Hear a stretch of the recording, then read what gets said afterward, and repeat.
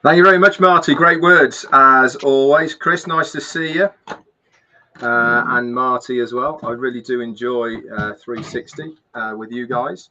Always a pleasure to be here to not only bring everyone up to date, but also to give everyone, words of wisdom as well. So let's bring you up to date then with the last 7 days in Onpassive. Been quite a big week, hasn't it, really, as far as 7 days is concerned. Every week I say the same thing. We might not see everything that's going on, but one thing's for sure, this week certainly has been a busy week, not only behind the scenes, but also from what we've been seeing as well. So let's take you back then to the 26th of June, last Wednesday. We had Onpassive 360, and we also were very privileged once again to see our CEO, Mufareh. He came on and he really did bring some really good words. Obviously, this was only 3 weeks after he'd had his operation on his ear, and he really did let us know that the operation that he had was a little bit more serious than we all thought. He certainly had downplayed it when he said that he was having a little tag taken out from his ears, and it was pretty apparent from what he was saying that it was a little bit more serious than that, and so much so that his surgeon has said you really need to rest for 6 weeks after this operation. I think he managed about 1 day completely offline, and then the rest of the time he's been working in between where he can with what he's allowed to work. He's getting a lot better, a lot stronger. As you saw last week, he had a bit of a cold on him as well, didn't he? That he picked up. This was to do with his immune system and the drugs he was taking. But he was getting over that, he was saying. He also then talked briefly about the Onpassive journey and about how he's taken control once again.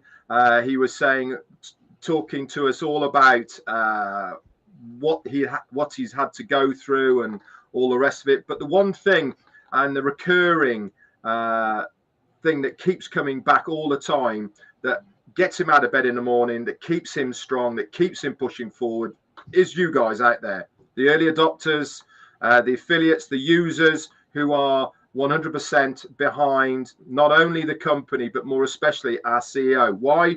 Because we all understand what he is trying to achieve here. And that's what really does it for him. This is why he has taken back control, because he was telling us a little bit that we were getting a bit offline, a bit sidetracked with other things within Onpassive. And he wanted to bring this basically back to the basics of what he first wanted to do. And it was great to see, great to hear that this is now on track. That he implemented this a while ago, and he was saying that it's not been easy, and it's certainly not going to be a quick fix, but we are moving in the right direction. He also said all that matters is that you guys are proud of what he is trying to achieve here, and I think we'll all agree here that we certainly are. He mentioned a little bit about the payment processors that we will be seeing, these flicking in and out of our OES over the next few weeks. They're still testing bits and pieces. I'm sure if we see him, he'll update us a little bit more on all of that as well. But one thing he did reiterate and made quite clear was that if you are one of the early adopters or affiliates that haven't yet activated their accounts by purchasing OConnect, which is our first paid product, then do so, because you will still be part of, I suppose, the first group of people that are going to be within Onpassive as far as any extras is concerned, I think is the correct wording for that. And he made that very clear. If you can afford to, activate your accounts when you can with the new payment processors so that we could test them as well. He also did reiterate once again that we will not be going to the next stage of Onpassive until all of that backlog, logjam of commissions that people have requested are all cleared out, and I'm sure there's going to be lots of other bits and pieces as well. But it was great to see him. It was great for him to update us of where we are, what is going on. And obviously the site is down at the moment, which we'll talk about in a little while. But the recap of last Wednesday is there up in your O-Founders back office under the update section. That was there really, really quickly, by the way, on the Wednesday night by our quartet of Dan, Daryl, Janet Butler and Peter Sarer. They do a sterling job, our quartet, of getting that information out to you as soon as possible. And especially for the non-English speaking countries, they can take that, grab it, auto-translate it through Google, and then they can get it out to all of their countrymen in the language that they all understand. So kudos to you guys for doing that. Thursday then we did our own take on the updates for that between all of us here to try and break things down. There was a lot of reading between the lines, and Ash actually said, if you were there on Wednesday, good luck to all of you that had to try and decipher what I've said. He was a little bit all over the place, but I hope that we helped as many of you as possible to understand what he was trying to say.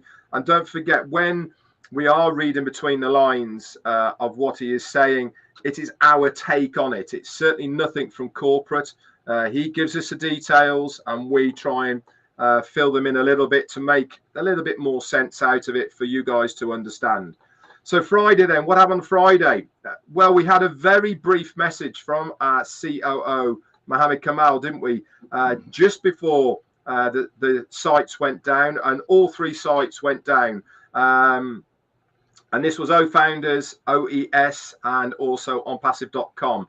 And it was a little bit of a shock, to be honest, because we kind of got this message from Mohammed Kamal saying, don't worry, you're going to be offline. We'll bring it back as soon as we possibly can. And we will update you in due course of what is going on and how things are progressing. So that was on Friday the 28th when that all went down. And it went down around about 7 p.m. for us in the UK. And as I said, we had that message from Mohammed Kamal telling us what was going on. Onpassive.com, that came back up very quickly within 24 hours. That came up.